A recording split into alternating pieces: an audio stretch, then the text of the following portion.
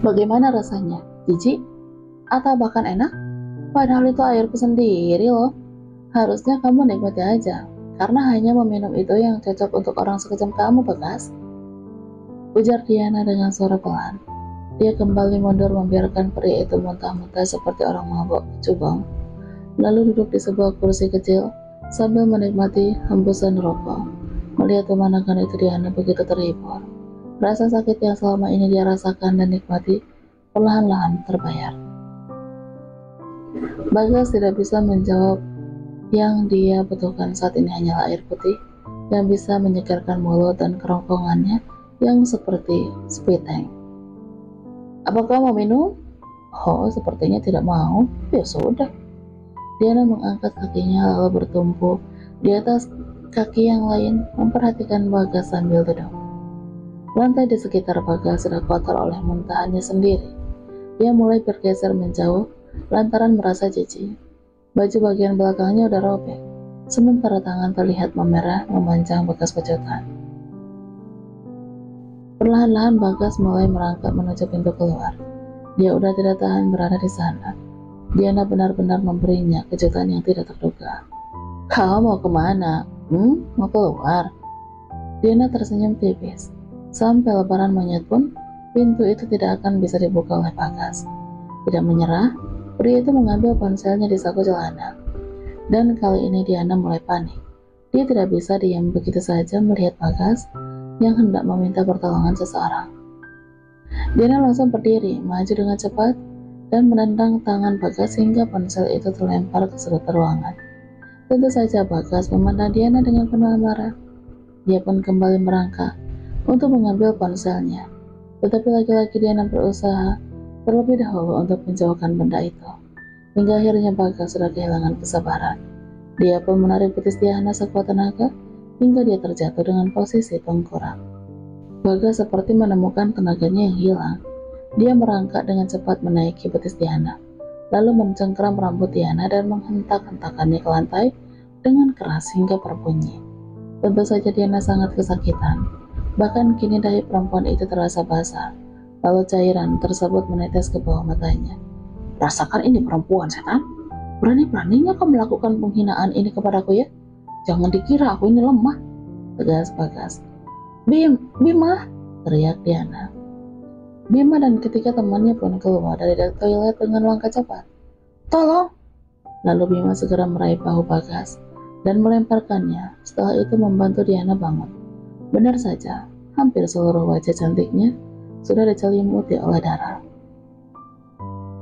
Sementara Bagas dipegangi oleh dua orang temannya Bima. Dalam keadaan yang masih lemas dan posisi berdiri, dia menggunakan kakinya untuk berontak pada kedua teman Bima. Lepaskan aku! Diana, mukamu kok berdarah gini? Bima nampak panik. Ambilkan tisu cepat, kata Diana. Bima pun dengan gugup mengambil kotak tisu, lalu Diana mengelap darah yang keluar dari keningnya dengan perlahan. Jangan pakai tisu sebentar ya. Bima masuk ke toilet lagi, lalu kembali membawa sapu tangan handuk yang udah direndam air. Sini, aku bersihkan. Dengan telaten Bima membersihkan wajah Diana. Sekarang kepalanya terasa sedikit pusing akibat benturan tadi. Lukanya sih kecil di, tapi kayaknya ini dalam banget, makanya keluar darah banyak. Coba ambil kotak P3K itu. Diana menunjuk dinding. Oh iya, untung ada itu. Luka di kening Diana udah diperban. Hanya ada bekas darah di pipinya yang masih menempel. Tetapi itu bukan suatu masalah untuk Diana. Dia pun kembali menghampiri Bagas yang kini udah diikat oleh teman-teman Bima.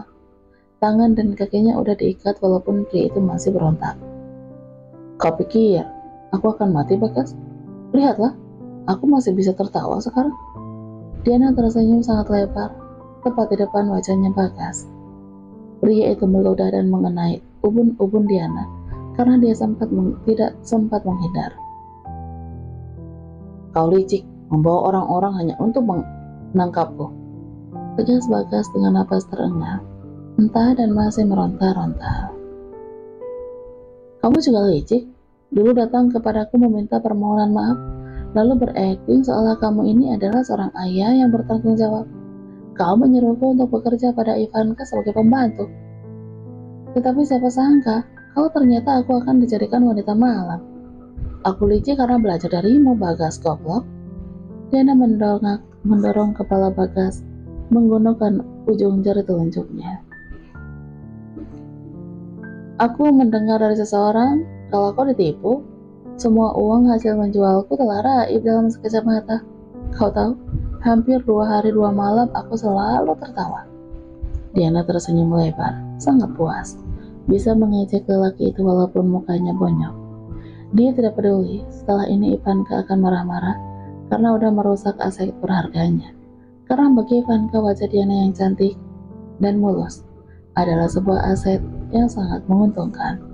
Itu lebih baik, Bagas. Ternyata benar Tuhan itu maha adil ya. Siapapun yang melakukan kejahatan, maka dia akan dibalas. Aku sangat berterima kasih kepadanya. Diana tersenyum tipis.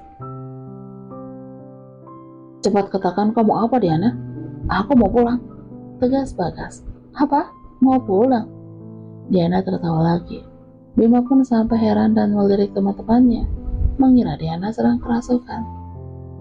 Oke, ayo kita pulang bersama aku sekarang, Bagas. Bim, sekarang kau urus para petugas motel ini agar kita bisa membawa Bu Daniel ini dari sini dengan aman dan nggak pakai drama. Nih duitnya. Diana memberikan beberapa uang berwarna merah. Bagas melongo melihat tingkah Diana yang seperti orang kaya, seolah tidak sayang menghamburkan uangnya. Sementara dirinya harus mati-matian berhemat untuk mencukupi kebutuhan hidup. Kenapa melongo gitu? Kaget, duitku banyak. Itu belum seberapa. Dihina habis-habisan, tentu saja Bagas tidak terima. Walaupun profesinya seperti itu, tetapi dalam hatinya dia menjerit ingin keluar dari dunia hitam ini. Tetapi nasibnya hampir sama dengan Diana. Keadaan yang memaksanya menjadi pemuas para laki-laki. Tidak ada cara lain, karena dia tidak bisa menemukan pekerjaan lain. Di zaman ini pekerjaan sangat sulit, apalagi Bagas tidak bisa bekerja kasar. Udah beres, Dik? Oke, kalau udah beres, tutup mata si bencong ini dan ikat tangannya ke belakang. Bagas semakin meronta, pasalnya udah banyak mendapat penyiksaan dan sekarang bukan dibiarkan pulang, malah akan dibawa ke suatu tempat. Apa-apaan ini, Diana? Kau jangan macam-macam kepadaku ya, lepaskan. Bagas masih terus berontak, bahkan teman-teman Bima hampir kewalahan mengikat tangannya.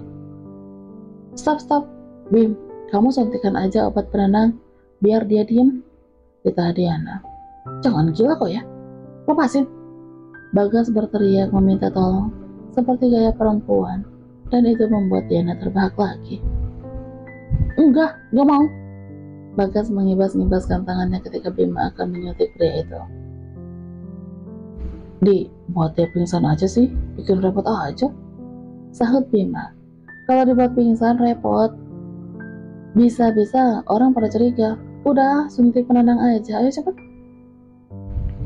Walaupun begitu sulit, tetapi akhirnya Bima berhasil menyuntikkan obat penenang ke kulit Bima, ke kulitnya Bagas. Beberapa menit menunggu, akhirnya Bagas bisa dilumpuhkan. Dia masih tetap sadar, hanya saja tidak meronta-ronta. Diana sangat puas melihat hal itu. Merasa sia-sia selama ini dia menyimpan uang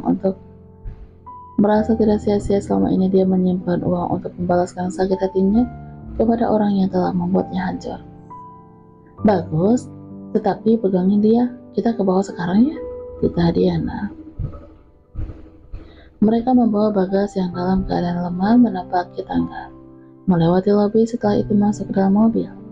Diana di depan bersama Bima, sementara Bagas dan yang lainnya duduk di belakang. Ini orang mau dibawa kemana, Dik? Untuk sementara ini bawa ke rumah kita dulu, nanti aku bicara sama Mami. Ada-ada aja lu, kalau dia nggak ngizinin, dijamin ngizinin kan, ya duit. Ya udah, terserah yang banyak duit. Teman-teman Diana berkerumun melihatnya turun dari mobil bersama Bima, apalagi melihat seorang laki-laki yang dibawa Diana.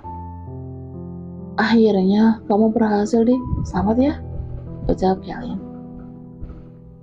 Iya, makasih. Minta tolong dong, suruh mereka bubar. Ngapain berkerumun gitu? Kayak mau ngambil duit BLT aja. Kelin terbahak. Oke, aku suruh mereka pergi sekarang ya. Diana hanya tersenyum, setelah itu segera pergi ke ruangan Ivanka. Perempuan itu terlihat sedang minum alkohol bersama seorang laki-laki. Diana, ngapain kamu main nyelonong aja? Nggak lihat mami mau ngapain? Ivanka merasa terusik. Pasalnya dia sedang enak-enak dengan laki-laki bayarannya itu. Sorry deh, udah ganggu. Minta waktunya bentar ya.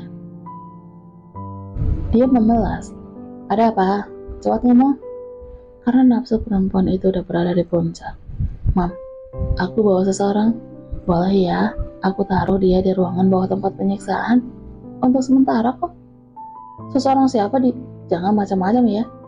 Dia suamiku yang dulu menjualku sama mami. Aku akan membalaskan dendamku kepadanya. Boleh ya, Mi? Apa kamu tahu latar belakang pria itu sekarang? Ivanka takut saja jika suami Diana itu orang berduit. Dia malas jika harus berurusan dengan uang untuk menyogok banyak orang. Mami tenang aja, dia itu udah kere sekarang, nggak punya apa-apa. Aku jamin dia nggak bakalan jadi ancaman buat kita. Kamu yakin? Mami nggak mau ya kita dapat masalah dan ngeluarin duit lagi. Enggak, Mam, aku jamin. Oke, bawa dia masuk aja.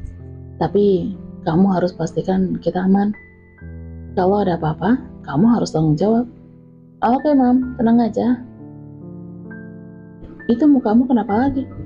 Ivanka memperhatikan sekujur wajah Diana yang berantakan bekas darah. Ini hanya luka kecil kok, Mam, nanti juga sembuh. Obati itu. Sayang wajahmu tidak rusak kan? Iya, Mam. Dengan santainya Diana melangkah keluar, lalu memerintahkan Bima untuk membawa Bagas ke ruangan bawah tempat Ivanka menyiksa anak-anaknya yang tidak patuh. Kurung dia di sana. Diana menunjuk sangkar kecil yang mirip dengan kurung ayam. Susah ntar ngeluarinnya di badan dia tinggi begini, sahut Bima. Udah, kamu jangan banyak bicara deh, masukin aja. Baiklah Nyonya. Dengan sesapai Bima dan ketiga temannya memasukkan Bagas ke tempat sempit itu, mereka sampai berkeringat mendorong tubuh Bagas untuk masuk. Gua minta tipsnya lagi lah. Kerjaannya capek begini kok, ujar Bima setelah semua perintah Diana selesai. Duit mulu. Nih, bagi teman-temanmu juga. Jangan lupa ya, kalian juga tempat ini jangan sampai dia kabur.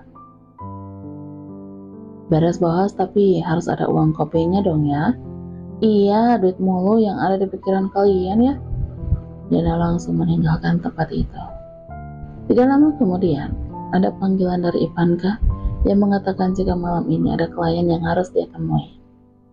Sebenarnya Diana malas karena tubuhnya terasa lelah.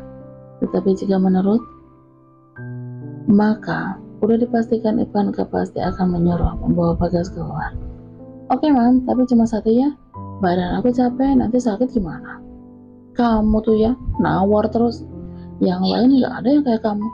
Di sini pemimpinnya itu saya, Diana. Kamu jangan lupa itu. Tegas Ivanka. Baru sadar jika Diana banyak mengaturnya. Aku cuma ngingetin, Mam. Kalau nanti aku sakit berhari-hari kan Mami juga yang rugi. Ivanka hanya mengerlingkan matanya. Diana terlalu pandai melawan. Dia muak, tetapi butuh wanita itu. Ya udah, sana temui dia. Dia udah di atas. Oke. Sebelum naik ke atas, Diana terlebih dahulu membersihkan wajahnya, lalu mengganti perban tadi ke yang lebih simpel. Begitu pintu dibuka, ternyata Benny yang ada di dalam kamar. Diana hanya menghela nafas. Ternyata pria itu belum juga pergi dari tempat ini. Ingin memanggil Bima menyuruhnya untuk berakting lagi juga tidak mungkin, karena Diana harus mengeluarkan uang lagi.